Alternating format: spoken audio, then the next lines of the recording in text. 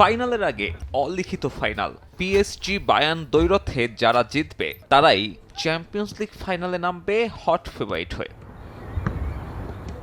Football প্রেমীদের জন্য মৌসুমের সবচেয়ে উত্তেজনাপূর্ণ ম্যাচ। দুই ক্লাবই রীতিমতো গোল মেশিন। যদিও পিএসজি বস গুরুত্ব দিলেন নিজেদের রক্ষণ ভাগে। ডিফেন্স যারা ভালো সামলাবেন তারাই নাকি এই লড়াইয়ে এগিয়ে থাকবে। যেসব দলের আক্রমণ ভাগ বেশ ভালো তাদের বিরুদ্ধে আপনার রক্ষণ ভাগ কেমন করে সেটাই ম্যাচের গতিপথ নির্ধারণ করবে।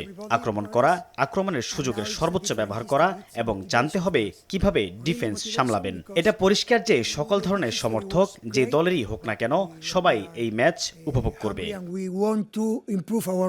বুন্দেসলিগা আর জার্মান কাপ জিতে নির্ভর বায়ার্ন, তবে ব্যস্ত সূচি পিএসজির। 29 দিনে 9 ম্যাচ, এখনও নিশ্চিত হয়নি লিগ শিরোপা। পরিসংখ্যানেও পিছিয়ে দ্য প্যারিসিয়ান্স।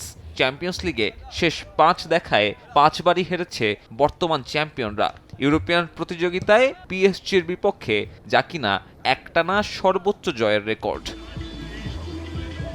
তবে বায়ার্নের চিন্তা একটাই, গুরুত্বপূর্ণ ম্যাচে সাইডলাইন কিংবা ড্রেসিং রুম কোথাও থাকছেন না কোচ ভিনসেন্ট কম্পানি। কার্ড সাসপেনশনে এই বেলজিয়ান। যদিও কোম্পানি অনুসরণ করতে পারেন হোসে মরিনিওকে। 2005 সালে এই বায়ার্নের বিপক্ষে নিষেধাজ্ঞায় থাকা চেলসি বস দলের ড্রেসিং রুমে ঢুকেছিলেন লন্ড্রি বক্সে লুকিয়ে।